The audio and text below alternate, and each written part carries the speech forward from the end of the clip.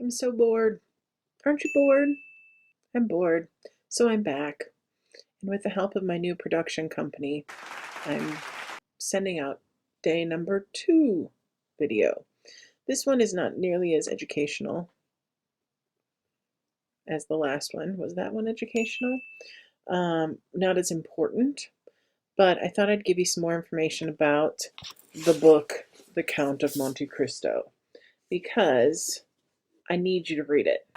And I've already heard from some people who have started it that it's interesting, but okay, I get that. I get that. So I wanted to send out a quick video about this book so that you know exactly what you're getting into, because if you're going to invest this much time into a book, you should usually have an idea of what it's about. So I could sit here and read you the back of the book. Set against the turbulent years of the Napoleonic era, Alexander Dumas's thrilling adventure story is one of the most widely read romantic novels of all time. But if I do that, you won't want to read it. So instead, let me tell you what it's really about. So, the book, Count of Monte Cristo, is about this 19-year-old guy named Edmund. Edmund is in love with this girl named Mercedes. And yeah, I know you just got done reading this romance story about Romeo and Juliet, and the last thing you want to read. Trust me, this is not a love story. It's kind of a tragedy, but not necessarily a tragedy, also. But it's about this 19-year-old kid who has his whole life ahead of him, but he has people who don't like him. He has his haters. Why do they hate on him? Why does anybody hate on anybody else? Usually because they're jealous. Well, this 19-year-old kid has some haters who are completely jealous of his life and of his success at such a young age. And so they set him up for a crime that he didn't commit.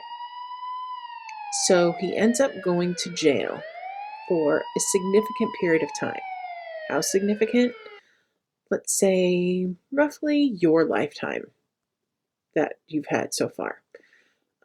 So he's in jail for roughly 14, 15 years, and he breaks out of jail and he spends the rest of his life getting revenge.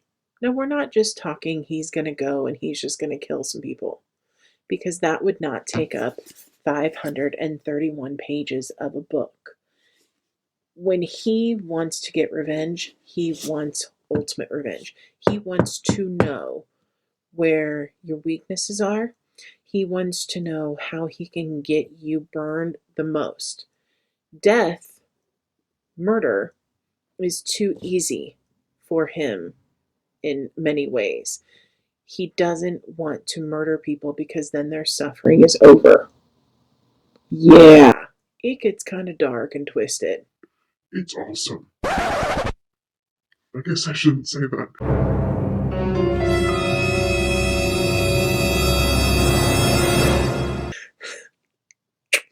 But it is awesome. It is awesome the way that he gets this revenge on people, and the way he sets things up. Everything in the book happens for another reason.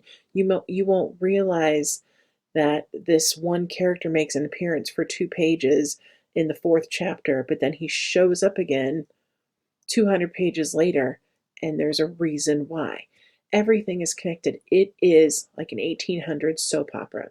Now, when I say 1800s, some people are like, ooh, old. Doesn't read like that. It's not old like Romeo and Juliet old. It's a little bit more formal than what you're used to, but it does not read that way. It does not read like Romeo and Juliet. I promise you. You can pick up the book, you can open it to any page, and it says, at 5 o'clock, the Count struck his gong 3 times. Well, that's just a regular sentence. You have to know what a gong is, and hopefully you do. It's a musical instrument, by the way. But it's something you can read. It's just quite dense. I would love to tell you more information about the book, particularly some of the ways in which Edmond Dantes, that's the main character, gets his revenge. But if I do that, I'm giving away way too much of the story. And some of the shocking, like jaw-dropping moments will be less jaw-dropping if I give you too much information. So instead, just understand that the revenge is good. Good in a bad way? How can I phrase this? The revenge is satisfying to the reader because you want the bad guys to you want them to get destroyed.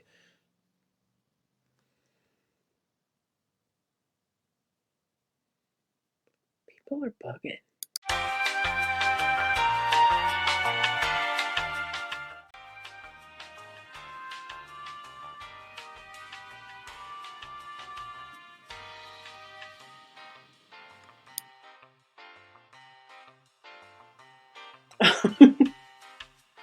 This is one of my dogs. Hi, can you look over here? Can you? No? Say hello. Oh my gosh. This is Tucker. This is my baby. My 11-year-old baby. 11-year-old? Almost 11 years old. Tucker likes to... What does he like to do? He likes to chew on things. He has the worst underbite. 你别笑，要做一个专业的演员吗？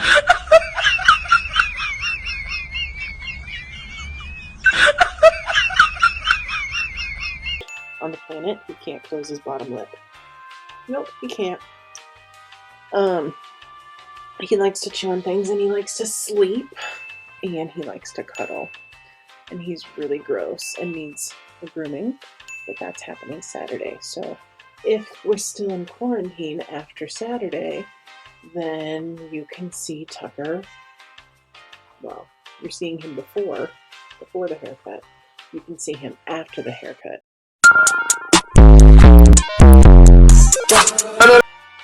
This is Tootsie. Oh, hi. Hello, sweetheart. Hi. Oh, hi. This is Tootsie, my other baby. This is the one I inherited from my mom after my mom passed away.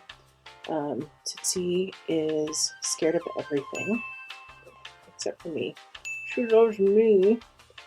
She is a huge cuddler as well, but she likes to spend a lot of her time underneath beds. And this is her way of getting me to rub her stomach. She's like, help me. She spends a lot of her time underneath beds. She gets along really well with Tucker, but she's very, very, very insecure about other people getting too close to me.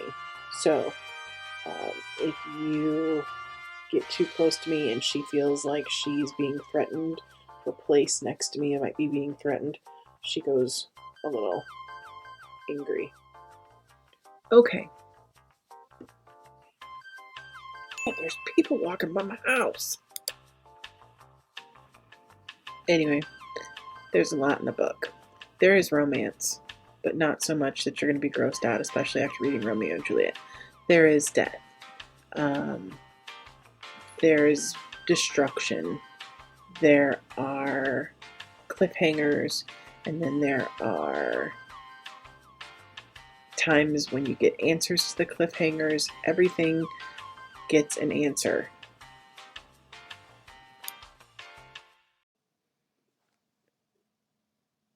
Hi, I'm back. And I just got word that OPS is closed indefinitely. What does this mean? Nobody knows. It could mean 2 weeks. It could mean 4 weeks. I don't know. I don't know any more than you. So my production team and I will be putting together some videos for you as a source of education and entertainment. But your guess is as good as mine. So let's play 20 questions or something. If you have questions for me, comment underneath the video and I will be answering them. I don't know, you can ask me. I ask you journal questions and weird questions all the time. I guess you get to ask me those questions too. Keep them appropriate, but I don't know. We can be like virtual pen pals. I don't know.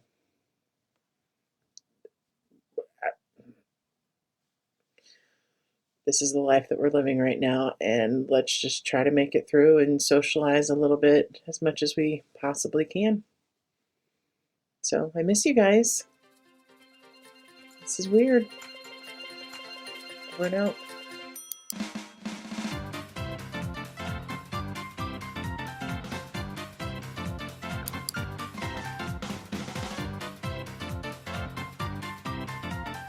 What am I doing?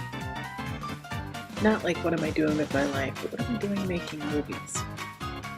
Y'all don't want to watch this. There are actual professionals out there doing this. Where am I